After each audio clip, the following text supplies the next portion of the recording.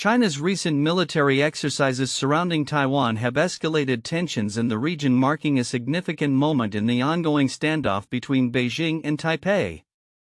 On April 1, 2025, the Chinese government announced large-scale drills that involved warships and fighter jets, a move framed by Beijing as a direct warning to Taiwan's President Ching-te. This display of military might comes in the wake of Li's declaration on March 13 that labeled China a foreign hostile force and outlined stringent measures to counter Chinese influence and espionage within Taiwan. The People's Liberation Army (PLA) conducted operations that included land, naval, air and missile forces, with Senior Colonel Shiri describing the intent to practice control over key maritime routes and conduct strikes on various targets. This is firm punishment for the Ching-te administration's rampant pro-independence provocations, stated Zhu Finglian, a spokeswoman for the Chinese government's Office on Taiwanese Affairs. The exercises showcased 71 military aircraft and 21 naval vessels in proximity to Taiwan, including the aircraft carrier Shandong, which was positioned approximately 220 nautical miles east of the island. These military maneuvers, while ostensibly aimed at Taiwan, also appear to carry a message for the United States. Analysts suggest that China seeks to communicate its discontent with the Trump administration's support for Taiwan, especially given Li's promises to enhance military spending to counter Chinese threats. Amanda Seo from the Eurasia Group noted the publicity around the exercise likely also has the U.S. in mind. They want to persuade the Trump administration that Li is a troublemaker. In addition to the military escalation, China ramped up its propaganda efforts, depicting Li in derogatory terms such as a parasite courting destruction, in a campaign that included cartoons and videos. This reflects a broader strategy by Beijing to exert psychological pressure on Taiwan while simultaneously signaling to the international community, particularly the U.S., its resolve regarding Taiwan's status. Taiwan's response has been one of heightened military readiness, with officials expressing concern that these drills could precede an actual military confrontation.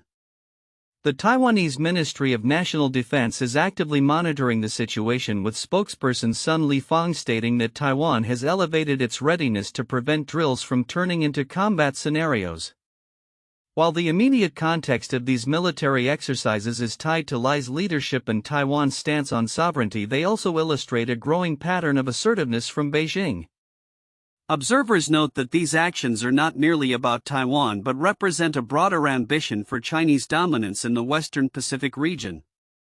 As tensions simmer, the potential for miscalculation increases, especially with the backdrop of external factors such as U.S.-China relations and ongoing global geopolitical shifts. Looking ahead, the situation remains precarious. China's military might is on the rise, and its strategies could evolve further under the pressures of international diplomacy and domestic politics. As both nations navigate this complex landscape, the stakes for regional stability are high, and the possibility of future military drills or provocations remains a critical concern for Taiwan and its allies.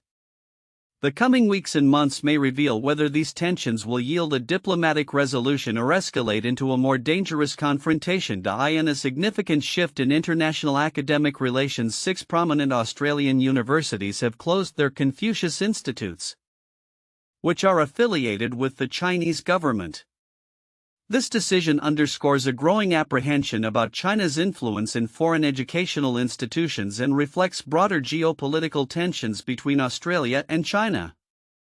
The closures represent nearly half of all Confucius Institutes operating within Australian universities, a trend that mirrors similar actions taken by institutions in the United States and Europe. The Australian Broadcasting Corporation reports that the University of Melbourne, University of Queensland, University of Western Australia, University of New South Wales and the Royal Melbourne Institute of Technology are among those that have shuttered their institutes, with several citing disruptions caused by the COVID-19 pandemic as a reason for not renewing contracts. This movement comes amid heightened scrutiny from the Australian government regarding the activities of these institutes, which critics argue serve as propaganda tools for the Chinese Communist Party. According to Human Rights Watch, Confucius Institutes have been described as extensions of the Chinese government, often limiting discussions around sensitive political issues. A spokesperson from the University of New South Wales noted that the institution is now focusing on developing its own Chinese studies program, emphasizing a commitment to fostering open dialogue in the China-Australia bilateral relationship. Despite the closures, some universities have maintained that they continue to foster connections with China through other collaborative efforts. For instance, while the University of Adelaide refrained from confirming the closure of its institute, it stated its ongoing commitment to partnerships with various countries, including China. This shift in policy aligns with the Australian federal government's stance, which has indicated it would not permit the establishment of additional Confucius Institutes. Reflecting a broader global trend of increased caution regarding foreign influence in educational settings, the Australian government has also mandated greater transparency regarding the institute's operations, compelling universities to register them under the Foreign Influence Transparency Scheme.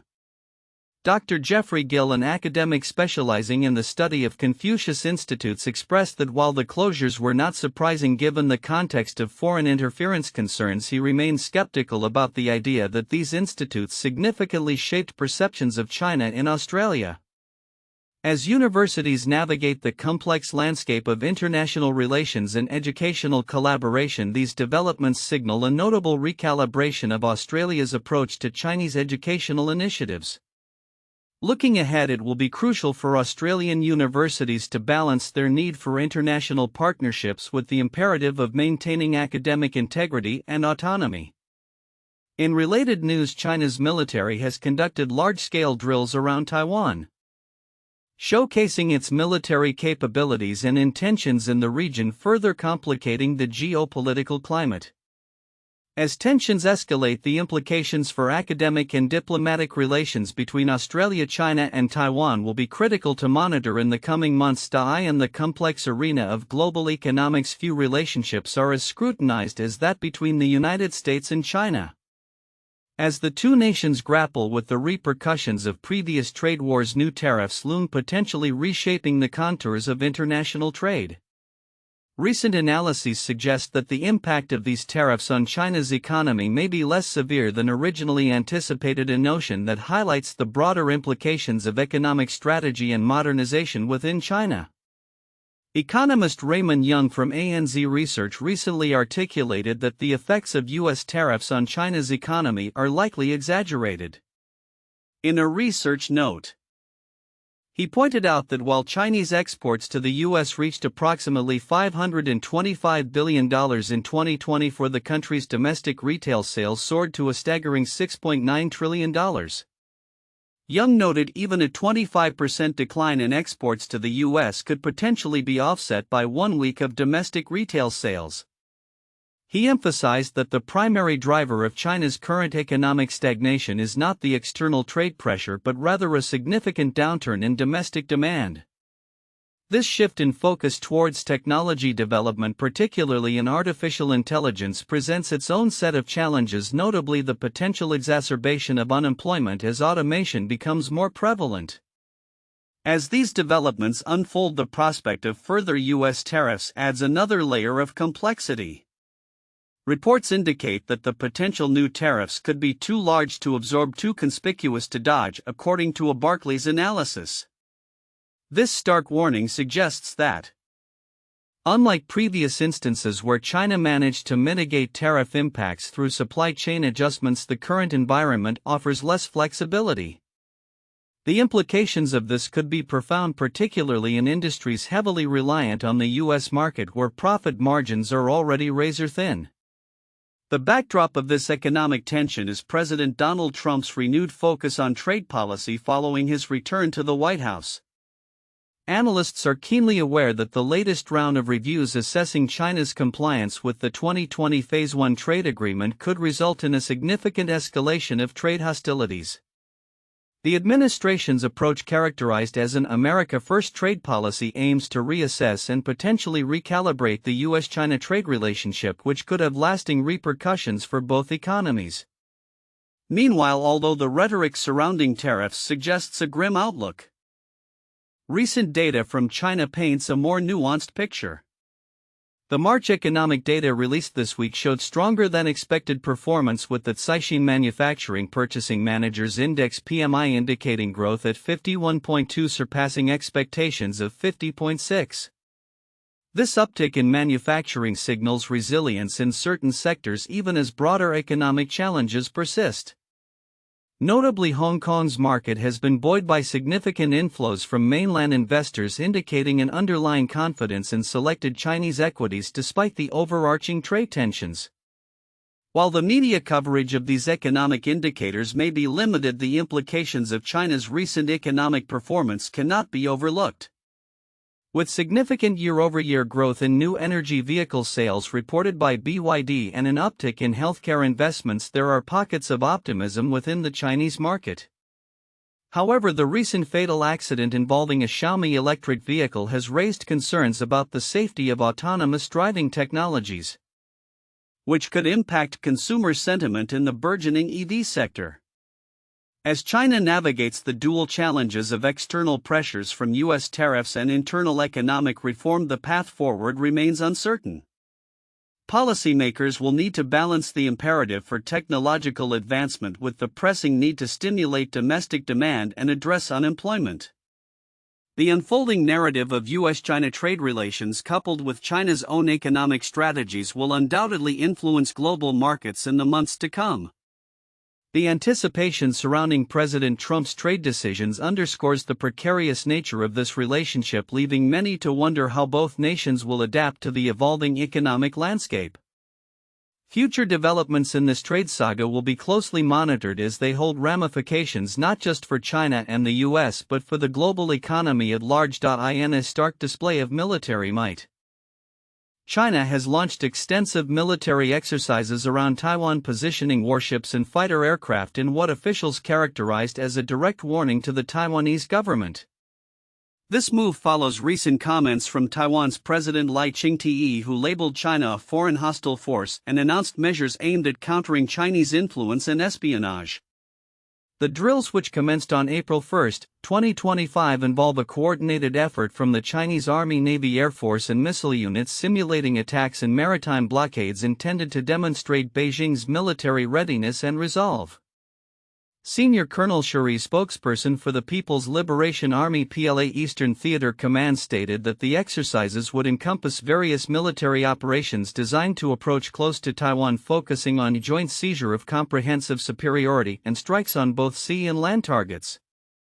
The drills come in the wake of President Lai's speech on March 13, where he detailed 17 initiatives to bolster Taiwan's defenses against perceived threats from China, including restoring military tribunals for espionage cases and tightening oversight of cross-strait exchanges. Chinese officials have framed the military maneuvers as a necessary response to what they describe as provocations from the Lai administration. Xu Finglian, a spokesperson for the Chinese government's Taiwan Affairs Office, condemned Lai's pro-independence stance, asserting that Taiwan independence means war and that such rhetoric jeopardizes the peace and stability of the region.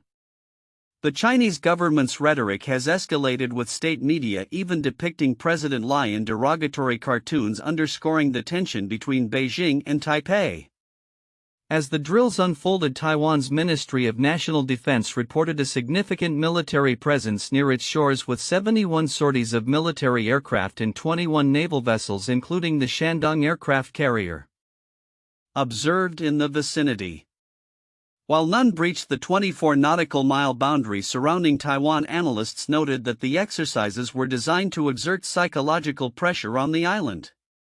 Shi Chung, a researcher at Taiwan's Institute for National Defense and Security Research, remarked on the strategic intent behind China's actions, suggesting an effort to create conditions for potential armed encounters without escalating to outright conflict. The timing of these military exercises coincides with heightened tensions between the United States and China, particularly following U.S. Defense Secretary Pete Hegseth's recent visit to Asia, where he reaffirmed America's commitment to countering Chinese aggression in the region. Analysts believe that Beijing's display of military force is also a message to Washington, aimed at discrediting the Lai administration and deterring the U.S. from providing robust support to Taiwan. Amanda CEO of the Eurasia Group noted that these maneuvers are part of a broader strategy by China to influence American policy regarding Taiwan. Despite the aggressive posturing from Beijing, experts suggest that the exercises are carefully calibrated to avoid provoking a direct military confrontation.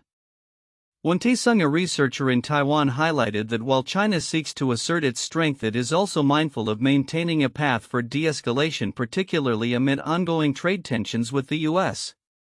The situation remains fluid, with Taiwan's defense ministry closely monitoring developments and preparing to respond to any further escalatory actions from China.